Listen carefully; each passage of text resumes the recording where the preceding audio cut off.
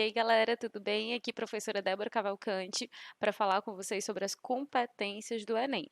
Assim, como a proposta do nosso canal é fazer uns vídeos mais curtos, né? Porque muita informação de uma vez também pode ser que não seja tudo apreendido e fica chato, porque videoaula é chato, né? Detesto videoaula.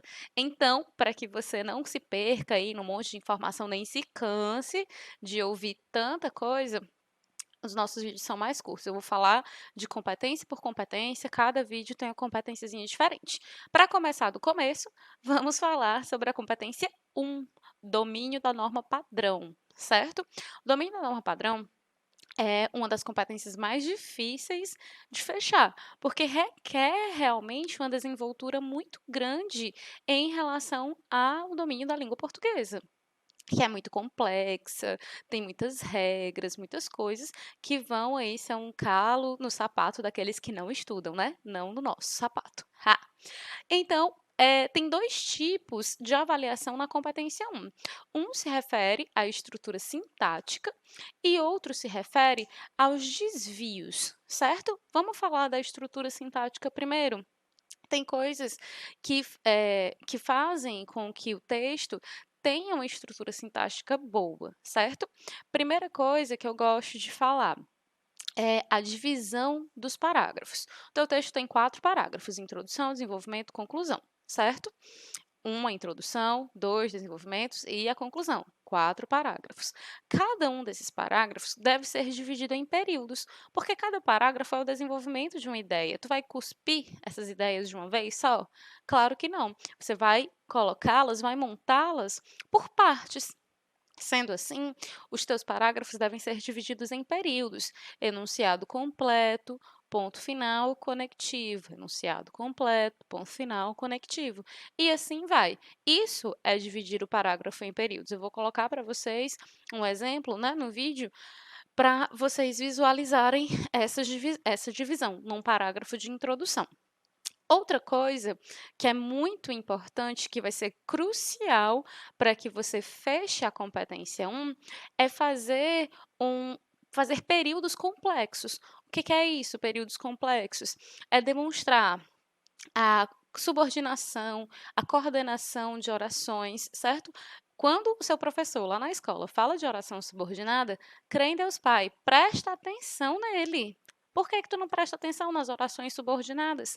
Preste atenção, é fundamental para desenvolver uma estrutura sintática excelente, porque para atingir nível 5 na competência 1, tem que ter estrutura sintática excelente, certo? Pode ter, no máximo, uma falha, o que é pouquíssimo, certo? Pouquíssimo.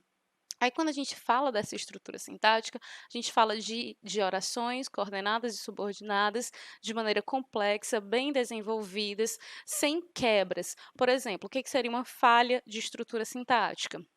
Você separar por ponto final orações subordinadas, né? Colocou uma oração principal e aí colocou um ponto final e só no outro período colocou a oração subordinada, certo? A que vai completar a principal. Isso é uma falha. Ah, professora, ninguém faz isso não. Faz sim.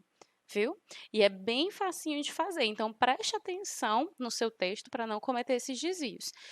E um outro ponto que eu não recomendo muito, nunca recomendei aos meus alunos, é a inversão sintática. Sabe, você pegar a oração subordinada, colocar antes da oração principal, porque esses casos muitas vezes exigem uma pontuação, exigem vírgula. E essas vírgulas, às vezes, né, são esquecidas ou às vezes são colocadas em excesso. Por isso eu nunca indiquei muito, mas vai praticando, porque essa inversão sintática mostra uma complexidade da estrutura sintática do teu texto, tá bom? Então, isso basicamente é o que é avaliado na estrutura sintática. Depois, a gente fala dos desvios que são pontuados. Aí são muitos desvios, são aqueles pertinentes à escrita, à gramática, à precisão, certo? Ou a imprecisão da escolha de palavras, certo? Falando em desvios de escrita, pertinentes à escrita, nós estamos falando de acentuação, nós estamos falando de ortografia, acentue as suas oxítonas, as suas proparoxítonas e as suas paroxítonas, certo? Acentue todas. Égua, professora, eu tenho que lembrar desse conteúdo da terceira série? Tem. Volta lá para o teu ensino fundamental 1, estuda a acentuação. Tem aplicativos que você pode baixar no teu celular e dar uma estudada e uma relembrada nessas regras de acentuação, certo? Mas o bom é você produzir, porque geralmente, de tema para tema, a gente utiliza basicamente o mesmo repertório vocabular, né? Você vai só adequando esse repertório vocabular dentro de temas diferentes. Então, você vai aprender a escrever as palavras até pela repetição que você faz. Tem que praticar. Redação não é inspiração. Ah, baixou aqui uma chuva de ideias, né? Mergulhei num mar de inspiração. Isso não existe. O que que existe? Prática. Prática. Se você não pratica, se você não escreve, você vai chegar ao momento da redação com muitas dificuldades. Então, cuida, escreve, leva para o laboratório de redação. Não esquece. Além da acentuação, a ortografia. Presta atenção à escrita correta das palavras. Não troca o X pelo CH, certo? Não troca o S pelo Z. Cuida da ortografia das tuas palavras. Na sequência, maiúsculas e minúsculas. Professora, maiúsculos e minúsculos, e tem gente que erra? Tem. Sabe quando tu escreve Revolução Francesa com letra minúscula, letra inicial minúscula? Tá errado. Tá errado sim, certo? Esses períodos históricos você vai escrever com letra maiúscula. Governo você escreve com letra maiúscula, quando, né, é sinônimo de Estado, de de regência, né, daquele que está no poder, é com letra maiúscula. O que mais que é com letra maiúscula? Todos os substantivos próprios grafam-se com letras maiúsculas. E letra minúscula, aqueles substantivos comuns, tá? Presta atenção, se orienta para não errar. Nome próprio, sabe o Rousseau? Que você não lembra como escreve o nome dele? Sabe a Dilma Rousseff, que tu não sabe escrever o sobrenome dela? Sabe, sei lá, qualquer nome próprio que você vai escrever, mas você fica na dúvida e não sabe como escrever, e às vezes deixa de colocar o teu repertório sociocultural porque você não sabe escrever o nome do indivíduo, não tem problema. Porque nome próprio é domínio de ninguém. Né? O meu nome é Débora e, glória a Deus, o meu pai teve a sensatez de não colocar nenhum enfeite, né? Não tem H, não tem dois Bs, não tem dois Os, normal, Debora, né? Muito bonitinho, organizadinho. Então, mas como é nome próprio, meu pai podia ter colocado do jeito que ele quisesse, não é verdade? É, meu pai, então ele ia colocar com dois Bs, dois Hs, né, um C cedilha, não sei, do jeito que ele imaginasse. Por isso, pelo nome próprio variar de pessoa para pessoa, ele pode ser grafado, às vezes, de maneira incorreta e não ser penalizado por isso. Então, se você não sabe escrever Rousseau, escreve do jeito que você acha que é, tá bom? Que isso não é penalizado, porque nome próprio não tem um padrão. Entendido? Na sequência, hífen. Estuda a reforma ortográfica. Eu às vezes falo, a nova reforma ortográfica. Gente, a nova reforma ortográfica é de 2009. Faz 10 anos, 10 anos. Então já faz muito tempo, ela já está velha. Estude essa reforma ortográfica, porque há modificações em relação ao uso do hífen, tá bom? Usa direitinho. E uma coisa que é muito importante, sabe a palavra que já é composta com hífen? Tipo beija-flor? Não, uma palavra que você vai usar na redação. Sabe-se, entende-se, torna-se. São palavras que você usa na redação, né? Torna-se. Aí imagina que você está chegando ao final da sua folhinha, né, da sua margem, e você está usando a palavra torna-se. E aí você parou bem no hífen, coube torna e o hífen.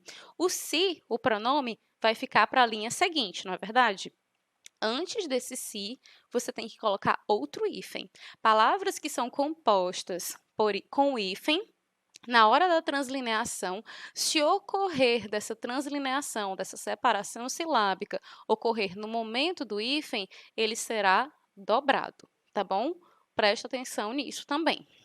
Depois, a própria translineação, separação silábica. Povo, quando a tia, lá do infantil, te ensinou a separar as sílabas, não era à toa, não era de brincadeira. Você precisa separar as palavras corretamente de uma linha para outra. Se você vai separar uma palavra que tem dois S's, que tem dois R's, por exemplo, que é o mais comum de ocorrer, é um S, um R para cada sílaba. Separa corretamente, tá? Presta atenção para não cometer esses desvios. Nós não separamos os ditongos, não é verdade? Os ditongos são inseparáveis, então você não vai separar muito, né? O MU em cima e TO embaixo. Não pode, tá? Presta atenção nesses detalhes, porque às vezes você está lá tudo empolgado, passando a redação a limpo já, e comete um desvio bobo desse, deixa de tirar 1000 porque cometeu um vacilo, sem condições. Depois, a gramática já, regência, concordância, pontuação. Pontuação é gramática, viu? Ponto final, direitinho, sem ser separando ideias, quebrando raciocínios. Vírgulas são elementos sintáticos. Vírgula não tem nada a ver com respiração, não sei quem foi que inventou essa história, nem quero saber, mas não tem nada a ver com respiração. Tem o adjunto adverbial deslocado? Usa vírgula. Tem um aposto? Usa vírgula. Tem uma oração adjetiva explicativa? Usa vírgula. Inverteu os termos da oração? A oração subordinada adverbial veio antes da oração principal? Usa vírgula, tá bom? Então, estuda esses elementos de sintaxe para não errar a utilização da vírgula mesmo. Na sequência, a gente fala de concordância. Gente, as concordâncias que nós usamos na nossa redação são a regra geral, né? Correspondem à regra geral. O sujeito e o verbo devem concordar entre si. Presta atenção, porque às vezes o teu sujeito está lá no início da oração e o verbo está umas 2 linhas depois, né? Não acontece isso? Então, presta atenção a quem o verbo se refere para não errar essa concordância. Depois disso, nós podemos falar de paralelismo sintático. O que é paralelismo sintático? Nós desenvolvemos os textos, né, os parágrafos, as orações, os períodos, obedecendo a um padrão. Paralelismo é padrão. Então, se você começa a desenvolver um enunciado com um determinado padrão, no outro, você também deve manter esse mesmo padrão, tá certo?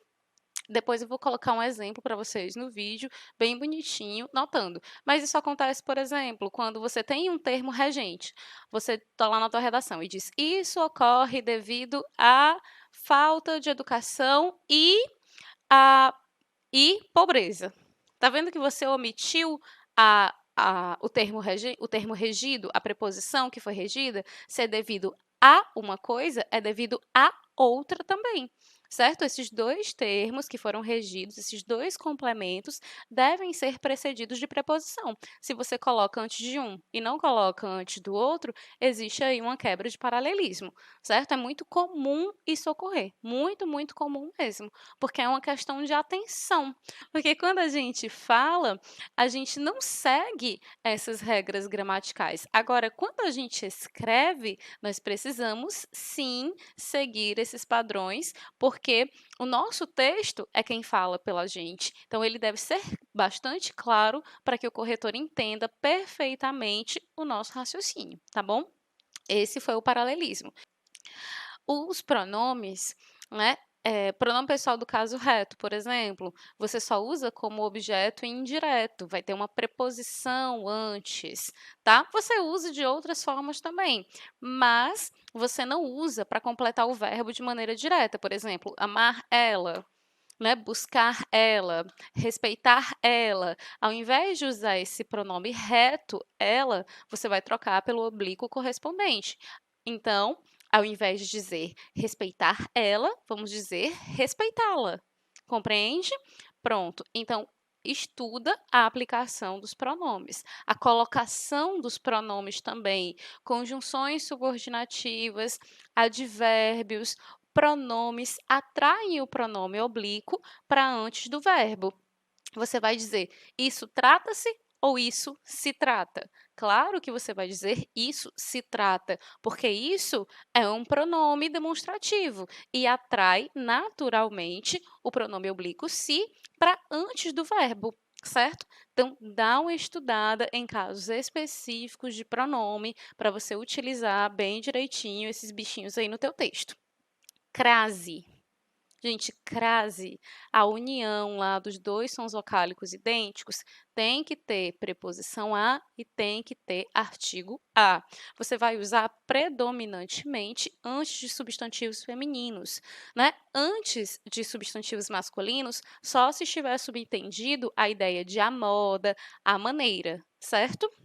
Se não, não coloca, tá bom? Estuda casos específicos, estuda aqueles casos que você usa no seu texto, para que você tenha uma manha, né? Tenha uma didática sua para poder utilizar tantos casos, né? Tantas coisas da gramática de maneira bem precisa na tua redação. Na sequência, informalidades, oralidades, não pode, certo? Você não pode dizer que o escravo levava vida de cachorro, porque isso é muito, muito, muito marca de oralidade. Isso é como a gente fala.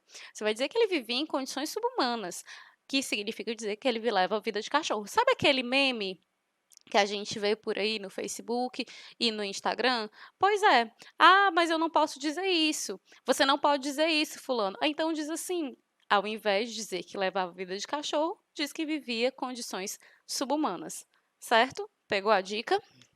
E, na sequência, escolhas lexicais imprecisas, que é o último ponto que a gente vai abordar nesse vídeo, que eu já estou cansada.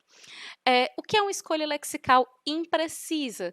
Sabe quando você faz a troca de palavras que são completamente diferentes no sentido, mas que elas são próximas na escrita e na pronúncia?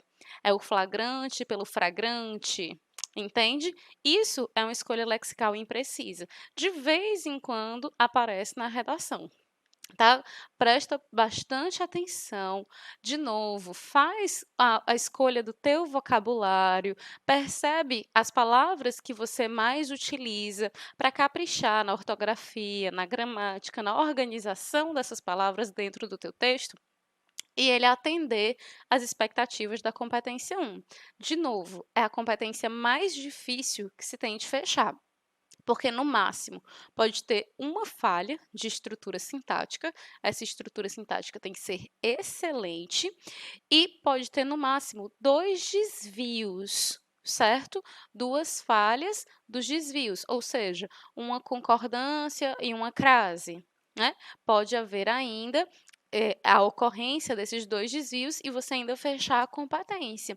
Mas se você tiver uma estrutura sintática excelente, com orações coordenadas, orações subordinadas, toda a complexidade esperada desses períodos, mas você tiver um erro de crase, um erro de concordância e um erro de acentuação, tchau, nível 5 na competência 1, certo?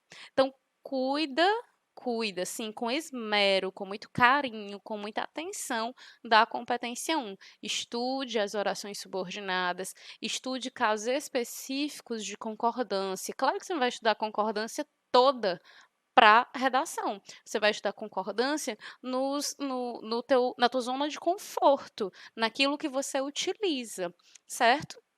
E veja casos específicos que você desvia. Sempre que você tiver uma redação corrigida, né? Corrigiu aqui a redação. Quando você for fazer a próxima, atenta aos desvios para você não errar.